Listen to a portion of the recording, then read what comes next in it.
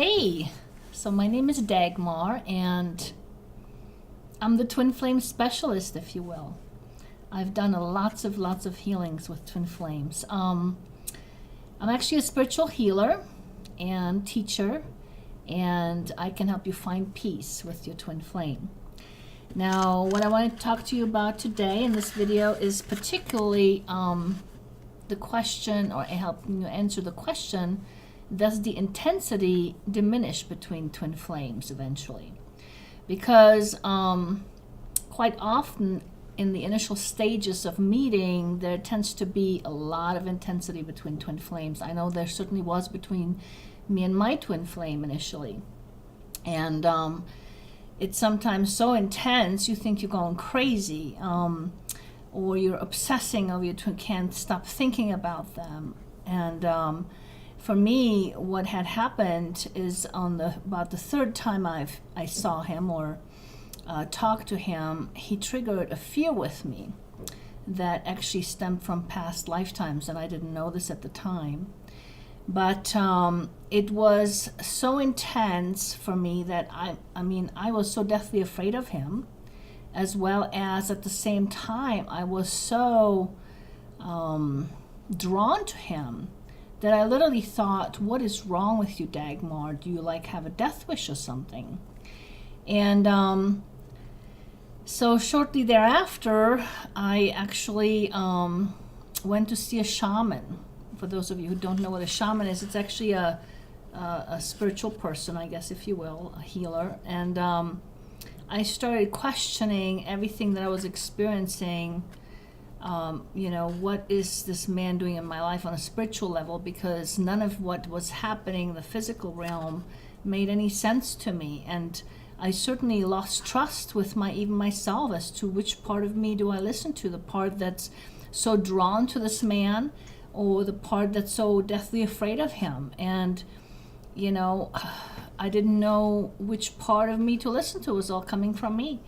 So the energy can be extremely intense, and for the people that I've worked with thus far that are twin flames have had the experience of this kind of intensity, or we intensely want to perhaps rescue them, save them, or help our twin flame, depending on what situation they're in. That's another one. And so there can be a lot of intensity there.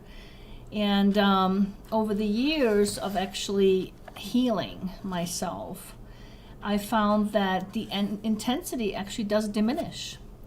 And I've learned throughout the years that actually the intensity has nothing so much to do with the love aspect with your twin flame, but rather it has to do with how much baggage you carry with your twin flame. And by baggage, I'm talking about your unresolved experiences even from past lifetimes that you've accumulated with your twin flame. And it seems that the more of it there is, the more intense the relationship seems to be. And you get then triggered into what some people out there call the dark night of the soul, which is basically you get triggered into some unresolved experience with your twin flame, and it doesn't feel so good. When you're triggered into these unresolved experiences, and then you're basically emotionally, if you will, reliving them. And even though you consciously aren't aware of what they actually are about. So what I do is actually in my healings that I facilitate, I actually take you back into these experiences where we then proceed to heal you in that moment and help you actually digest the unresolved experience or the pain portion of it.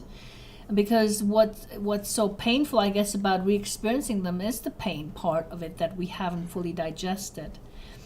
And so I found over the years, the more I did that, the more I healed myself, the less intense the whole thing became. And I could actually just experience the peaceful love from my twin flame without that intense obsession, and it's almost like an addiction sometimes, addictive feeling to them. And or the constant triggering of something painful that you haven't completed in your life. And so, that all kind of subsides after you do enough healings. And so I recommend for all of you that have a twin flame, who are a twin flame, that are experiencing this intensity, to make medicine out of it and actually do some healings with a good spiritual healer who understands resolving past experiences, including, in past lifetimes, which would most likely involve past life regressions. And, go through a period of healing, and you'll see how much peace you can actually have with your twin flame instead of all that intensity and that craziness and that stalkingness and, back and forth with them and the running and chasing and all that good jazz. All that can come to a peaceful place with your twin flame if you opt to heal, to actually actively work on your inner part of yourself to resolve these past experiences, is what I mean by healing.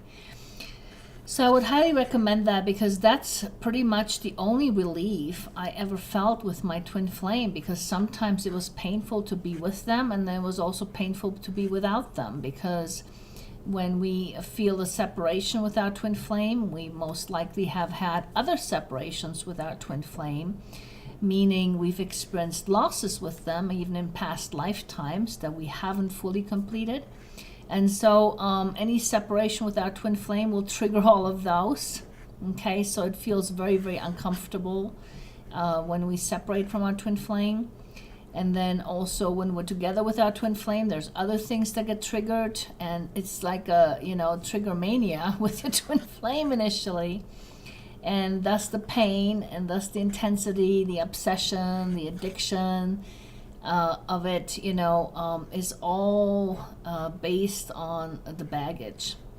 And, even in regular relationships, the draw, the pull to each other quite often is the baggage aspect. The thing that we feel like we're falling in love with someone is actually the attraction of the baggage, the magnetism of it. The baggage has a tremendous amount of magnetism.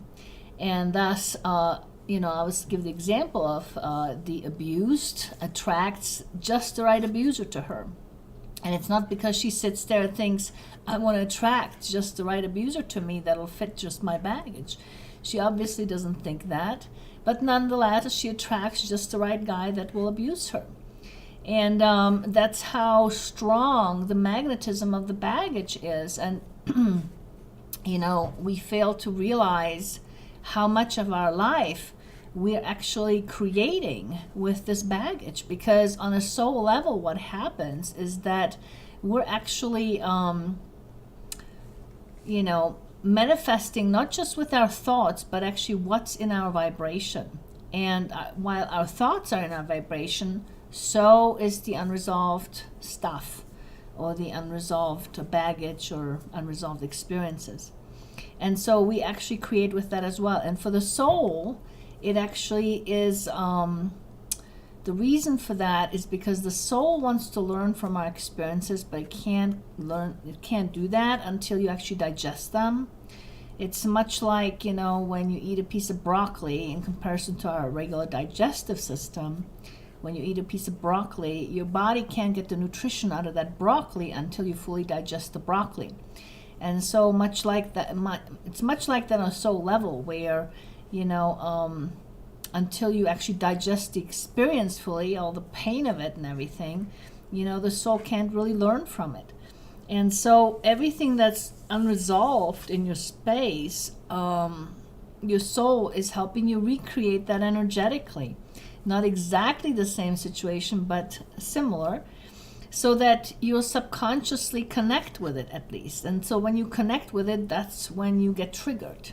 Okay, that's when you're feeling the trigger, and that's when you're re-experiencing the emotional wave, if you will, of that experience, because it's all there, And so the key really with twin flames is to, invest in yourself, time-wise and money-wise, and to help, and actually help yourself resolve these past experiences, because that is what is driving so many twin flames actually together.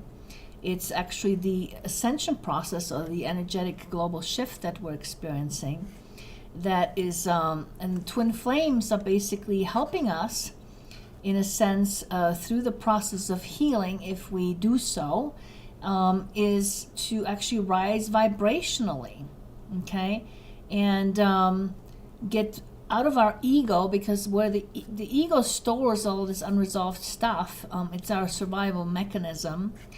And so, we're living basically mostly out of fear. But in order to get to a place where we're living more of a love-based existence, we've got to get rid of this baggage. We got to resolve it. And that's the way to get rid of it, is to basically, heal it. Because it actually integrates the experience properly with you, much like the broccoli in your digestive system becomes something different. It's no longer in the form of broccoli. It merges with your body. It integrates, right, with your body. It's the same thing happens with those painful experiences. If we properly integrate them, then they're no longer part of our ego, and they're also no longer causing us, say, fear, for example, and many other things, or stress. And so what happens is that the relationship with your twin flame becomes much, much more peaceful, where you can actually enjoy the actual love you have for each other, which is unconditional love between twin flames. And, the intensity goes by the wayside. So yes, indeed, the intensity diminishes. And, you can have a much better life with your twin flame, much better relationship. Of course, depending on what your soul's destiny is. In my case, I wasn't to end up with in union with my twin flame. It wasn't in the cards for us, although he helped me tremendously when we were in union together. As far as my spiritual awakening and all the healing they've done, it's thrusted me into the whole spiritual world. He's the reason why I do what I do today. And I will always dearly love him. He's passed away since. He passed away last October. And I will always love him, and I know that he always loves me. And at some point in another life, we'll see each other again. So anyway, that's my... tidbits for today, and hope it helps you guys, and we'll see you soon again.